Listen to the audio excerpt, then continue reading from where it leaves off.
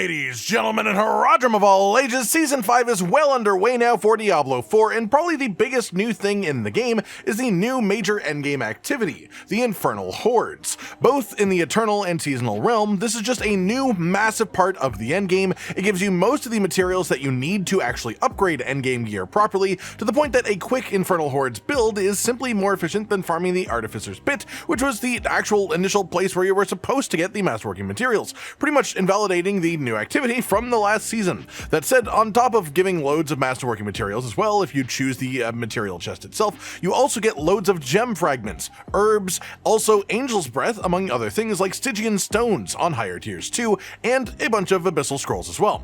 There's also a chest that you can shove all of your Aether into in exchange for gold, with the amount of gold per Aether increasing on each tier, going up frankly to pretty absurd amounts once you get good runs going on the top tiers. Then there is also the greater affix chest in the middle. This one costs 60 Aether to open only one time per run, and contains a good bit of gear, and supposedly this has a guaranteed greater affix legendary within it, but this is currently bugged to not be guaranteed at all, with an expected patch or hotfix hitting within the next day or so to tackle this. On top of that, there is also an endless regular legendary equipment chest for 20 Aether on each open, which gives up to 5 legendaries each time depending on tier and RNG. It can also give you uniques, and these also all just generally have a reasonably good chance of dropping with greater affixes from this chest as well. So essentially, as a result of this, the Infernal Hordes are the best method of gold farm, unless you want to engage with trading, which can be quite good, especially this season, the best method of masterworking and also general endgame material farm too, and the best method of both greater affix and general legendary farming.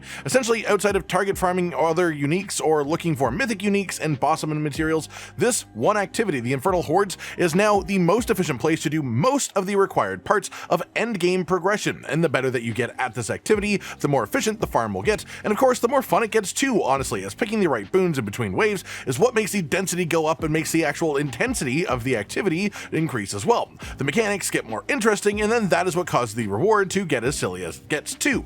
All that said, let's get into our main topic today, which is how to get as much Aether as possible in a single Infernal Hordes run, as you can hit over 1,000 in the right build or in the right group on tier 8, and of course more Aether means more chests to open and more rewards per run. So first things first, the most obvious question, what tier of Infernal Hordes should you farm? The answer to that is whichever one you can complete comfortably without dying to anything other than like a random Desecrator one-shot, because that happens to literally anyone, and the Fell Council boss at the end takes less than 5 minutes to kill at absolute most. 3 minutes is a bit of a better benchmark for efficiency, but I know people like doing harder things for the sake of it. If you want specifically masterworking materials, the main breakpoints are tier 3 for obducite, tier 5 for ingolith, and tier 7 for Neathiron, as the amount that you get from the chests only goes up very slightly on the even tiers of Infernal Hordes in between, with the main exception to that rule being if you can comfortably do tier 8s, then you should just do tier 8s, even for masterworking, because the extra wave compared to tier 7 does mean a fair bit more Aether is able to be gotten per run, especially as bonus waves means more time spent to build up a synergy of boons to make the wave itself quite good for you. All that said, let's talk about the actual strats for reaching as high Aether as possible in each run, and for the most part it comes down to knowing the sort of priority order of which boons are better than others, synergies between them, things like that, and then just getting the RNG to actually get a good string of boons in a row in a single run. An average tier 8 pit run will get you 400 to 500 Aether in a high-end build, a good run will be more like 650, a great run is 800 plus, and anything above 1000 is a godlike run, mostly only achievable with specific group synergies, unless you get unbelievably lucky with the boons that you get while also happening to run one of the best builds in the game at the same time. That said, let's talk about the one thing that you can manage yourself here, which is the bonus and buffs between waves. There are 3 main categories that you want to focus on above all else. These are Hellborn related upgrades, summoning Hellborn, bonus Aether from each Hellborn, and especially bonus Hellborn summoned each time that the event procs. The main reason for this is that Hellborn not only have great synergies within their own boons, so you can really build on this through the different waves, but especially because uniquely among the Aether events, Hellborn when killed will also count towards your bar for the next Aether event. So if you focus on spawning lots and lots of Hellborn, it will create a feedback loop that spawns even more Hellborn, and then so on and so forth as you go. As well, worth mentioning, the invigorating buff from killing Hellborn Boon is extremely strong, like tons of bonus cooldown reduction levels is strong, and it helps you kill things faster as a result, and faster killing means faster bar progress, which of course means more Aether gained because you spawn more events, and if you've got Hellborn to synergize this with, then this of course means more Hellborn. The second category is buffs to existing creatures for bonus Aether. The biggest of these is normal monster damage plus 25%, Aether event spawn rate up 50%. This makes the bar simply fill 50% faster, which means more spawns of the things that actually drop Aether by a significant amount. If you can combine this with Hellborn as well, it gets even more silly, as it can make one pack of Hellborn give more than enough bar progress to summon another pack of Hellborn, and so on and so forth. The next best ones of these types are things like Aether Fiends give +1 Aether, because Aether Fiends will spawn naturally. You don't have to do anything to make them happen, they just are a thing that is sort of inevitable. You can't stop it, so this just makes it better when they do happen to spawn. Same thing with Aether Mass upgrades as well, as these are one of the default Aether events. Generally speaking, you do want to avoid things like raw Aether Lords, like Aether Lords can now spawn, because that makes it take up an extra potential option in the Aether event table, which means that triggering the better events, like Summon Hellborn, becomes less likely as a result if you add more here. Aether Lords spawning when you kill an Aetheric Mass, however, is actually fine if you don't have issues killing them, and if you don't have any better boons, as masses will spawn no matter what. That said, an extra bonus to keep in mind here is when you pick a boon, if it is tied to an Aether event, like a Hellborn boon or an Aetheric Mass boon or a Soulspire boon, it seems like the first Aether event of the next wave will match that boon. So if you choose Hellborn, the first one of the next wave will be Hellborn. Even if it is one of the worst Hellborn boons, this can be a thing to consider if your other options are also bad. With that then, let's talk about the more middling boon options. These are things that provide a single pop of Aether, things like the Fell Council gains damage but drop 15 bonus Aether, dodge cooldown increase but 15 bonus Aether from the Council, Burning Butcher spawns to fight you but drops 25 Aether when you kill them. All of these are okay if you're able to actually handle them, but you have to remember that building a good synergy between the actual waves will earn you way more than 15 or 25 flat Aether dropped, even over 1 or 2 waves in a longer Infernal Hordes run. That said, these smaller bumps do have a bit more value in lower tier hordes, where there are simply less waves in the activity.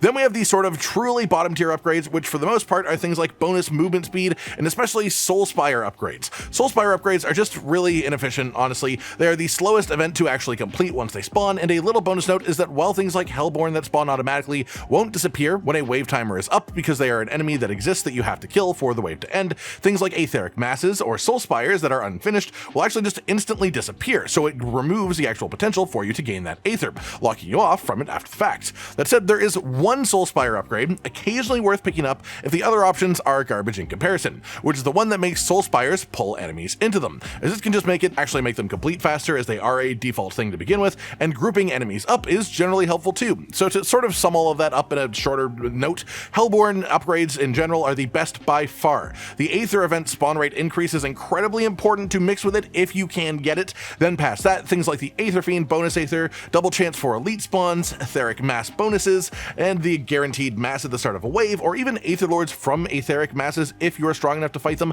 but never pick raw Aether Lords, as it dilutes the event spawn pool. Then it's sort of the flat Aether gains, followed by in last the movement speed gains, the Soulspire upgrades, and then in dead last, really dead last, the raw Aether Lord summons. My personal record as of this video is 1148 Aether from a single tier 8 run solo, and even then a couple of the boons were stinkers along the way, so this could climb even higher with my setup. I spent 60 of these on the greater affix chest, then I put 80 into the regular equipment chest, and then I just stuck 1,000 exactly into the material chest, which in a tier 8 gave me 1,500 Neathiron, the top masterworking material requirement. So, just to really drive it home, this is incredibly efficient for the endgame equipment upgrade grind in general. You should be doing this as best as you can. That said, one last thing that we should talk about is the Fell Council, at least really quickly. There's not a whole lot that I can say to make this simpler or better. However, the main tip that I have for you is if you have Maffer the Cruel as one of your 3 bosses, never actively focus him. He is a melee boss, so what he will do is follow you around the chamber and stand within AoE range while you focus any of the different bosses. If you have the Flame Council member especially, actively chase him down, actively hunt him down, and make sure that you kill him first. He is the most irritating to kill because he always tries to avoid you, and he's also the most dangerous when he's at low health, so you want to focus him above all else. Just get rid of him from the equation. Outside of that, I should mention that again, all of the information and advice here in this video has been assuming that you are again doing a tier, this actual activity, that you can comfortably survive on. Hellborn are incredible, but if you're on the edge of dying to every elite, then summoning Hellborn will just increase your nightmare further, just to make sure that I make that properly clear. And I should mention the Desecrator actual Aether Fiend enemy, that will just one-shot you every once in a while, no matter how strong you are, no matter what your build is, no matter what tier you're doing. They just seem sort of weird in their ability to just sort of destroy people on occasion. So Don't let them hit you if you have any choice at all in the matter. That just about does it for today then, everyone. A full guide to how to make the Infernal Hordes burst into a massive pile of whatever you want, really. Gear, upgrade materials, gold. It's entirely up to you what you're actually after from this, but the activity can get you any of those things in spades if you know what upgrades to choose along the way in your run and how to synergize them together like so. I hope you've all enjoyed this then, and hopefully it helps you out in your own journey through the endgame of Season 5 in Diablo 4. Like if you liked the video, subscribe to the notification bell for more, and most importantly, ladies and gentlemen, until next time, stay sweet. Josh, Cotton, and Hollow with the videos, dropping the humor like a hammer on your tippy toes, bringing entertainment on a daily arrangement to take our insanity and turn it into entertainment. Yes, I said entertainment twice, to reiterate that it is nice to look into your faces on a mostly daily basis when you let us in your homes to make the whole world a stage. Goodbye.